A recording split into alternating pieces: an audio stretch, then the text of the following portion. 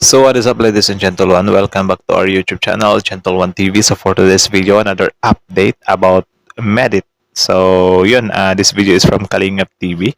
It is a title of Wow, grabe, Medit, may nakatakdang shooting. Sikat na si Medit. Kalingap Rob latest vlog today.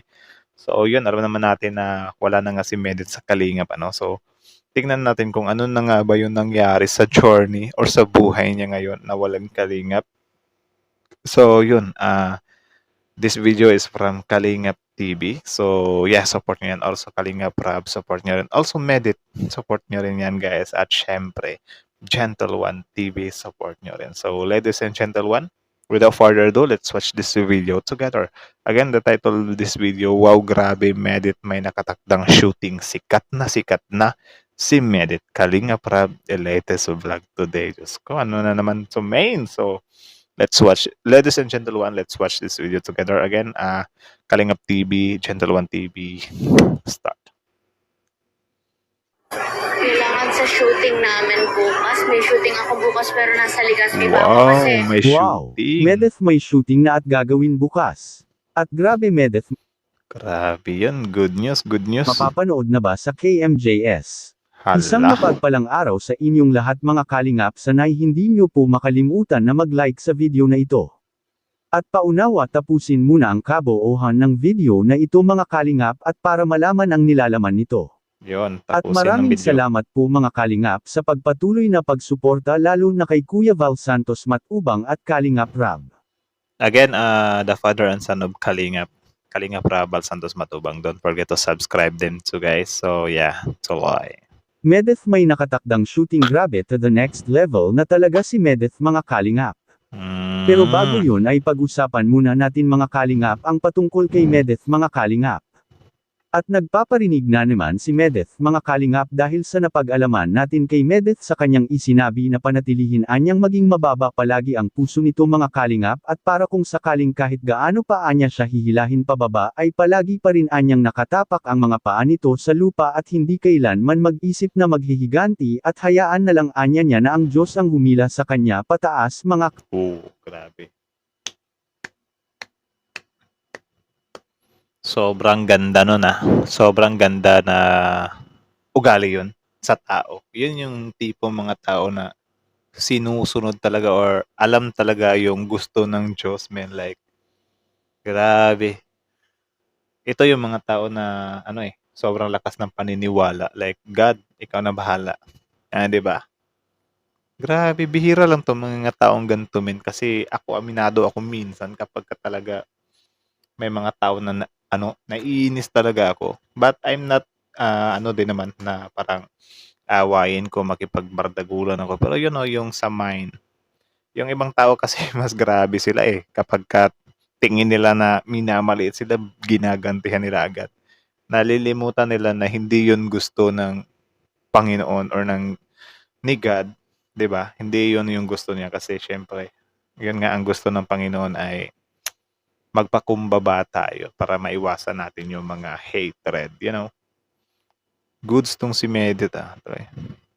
kalingap. May punto rin naman ito mga kalingap, at sino naman kaya ang pinapatamaan ni Medeth sa kanyang isinasabing ito mga kalingap? Bashers At lang sabi siguro. ng ilan na si Medeth ay sobrang nalungkot anya ito sa nangyayari sa kanila ni Kalingap Dan dahil nagparaiyak anya si Medeth mga kalingap sa mga nakaraang araw. Maaring nasaktan si Medeth nang dahil sa itinuloy na nga ang tambalan ng Dan Joy.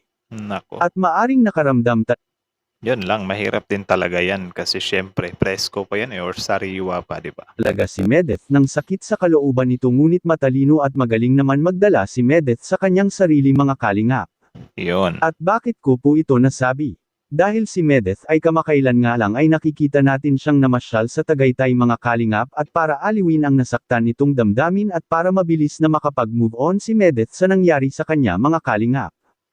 At bagay na parang nag-epekto naman ito kaagad mga kalingap dahil sa ipinakita ni Medeth na sobrang nasisiyahan ito sa kanyang pagpamasyal doon sa Tagaytay lalo na nang nakatanggap ito ng bulaklak mga kalingap at naipagsabi ni Medeth Kilig na kilig nga siya na nahahanap na niya ang kanyang true love mga kalingap doon sa Tagaytay mga kalingap. Maraming Sana humahanga all. sa ipinakitang iyon ni Medeth dahil sa palaban talaga na babae itong si Medeth at madiskarte pa sa buhay mga kalingap.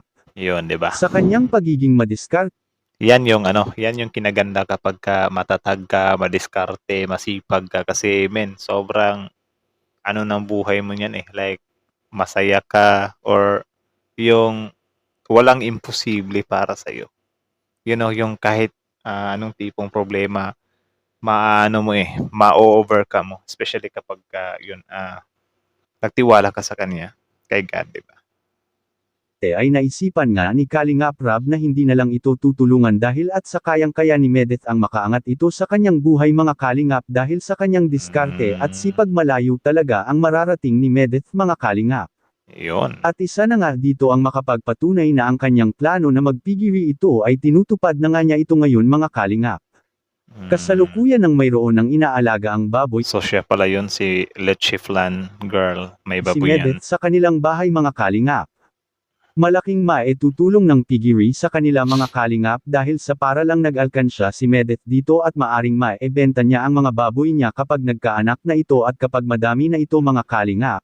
Ito ang isa sa hinahangaan ng Nice. karamihang viewers kay Medeth dahil sa hindi lang maganda at may diskarteng malupit pa sa buhay mga kalingap. Sa kabilang dako naman mga kalingap Medeth may nakatakdang shooting makikita po natin sa video. So ayun, ano kaya yung nakatagda yung shooting, men? Curious din ako. Kayo din ba? Curious kayo? Hulaan nyo nga. Sa akin, baka KMJS din Kasi yun yung thumbnail eh. Pero ewan ko. Kayo, ano yung hula nyo? Sang interview ba yan?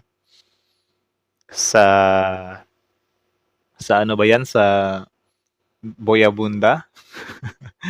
Sa KMJS? Or sa Kuanwan? Kuanunwan ni Melay? Ewan ko. Hula nga kayo sa baba.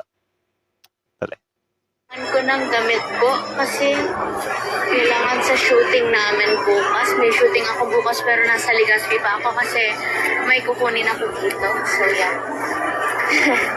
Andito na naman ako sa Alea. Hello po. Hello ate. May shooting ako bukas Sa wrong timing eh. One Media. Yan, abangan nyo po. Ano? Sa? May shooting ako bukas sa One Media. One Yan, Media? abangan nyo po. One Media? Ano yung One Media? One Media. Wait lang, Labas tingnan na. natin. Para na ring artista si Medeth sa Daet mga kalingap dahil gagampanan niya doon sa kanyang shooting ang isang pagiging negosyante. Anong masasabi niyo po tungkol dito? Please comment and God bless you all. One Media. Wait lang. Ano yung One Media? Wait lang, search lang natin guys So hanggang dito na lang yung video ni Kalingap TV. So syempre subscribe nyo yan. Kalingap TV. Original video link in the description box below. Panoorin nyo yung video niya men. Tapos yun, Kalingap Rab, don't forget to support him to at syempre. Ladies and Gentle One TV, don't forget to support too, di ba? Tingnan ko lang men kung ano yung One Media kasi na-curious ako eh. Ano yung One Media? One Media. Saan yun? Wait lang ha. One Media. Tagal eh. Baka nasa Facebook. KMJS kasi yung nandito eh. One Media. One Media News. Ano yun? Sa Naga ba yun? Wala naman eh.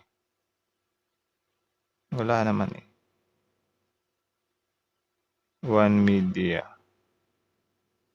Ewan ko. Sige, hintayin na lang natin kung ano talaga yung One Media. So anyways, that's it, ladies and gentlemen. Again, how about you? What can you say about that video? Comment down below. Ako, I'm happy for Medeth na rin kasi syempre, kahit na wala na siya sa Kalingap, parang hindi pa rin yung makaka-apekto sa buhay niya or kasi madiskarte nga siya at sobrang talino niya men eh. May talaga eh, may diskarte talaga sa buhay. So goods yun. Masaya ako para kay Medeth kasi syempre ngayon support din natin siya guys sa vlogging journey niya na papasukin. kasi syempre naging party din naman sila at nagbigay din naman sila ng kilig sa atin, ano. So, kahit yun na lang yung ganti natin sa kanila, yung suporta na tunay talaga. So, how about you? What can you say about that video? Comment down below. Hindi din natin alam, guys, like, for sure soon, if ever na mag-succeed yung ano niya, yung babuyan niya, tapos maging ano siya, maging isa siyang fine ba? Maging isa siyang big time na negosyante. Mapupunta at mapupunta talaga yan sa KMJS, men. Sinasabi ko sa inyo. So, yeah. Hanggang dito na lang muna. So again, what can you say about that video? Comment down below. Ladies and gentlemen, thank you so much for watching. Gentleman TV is out.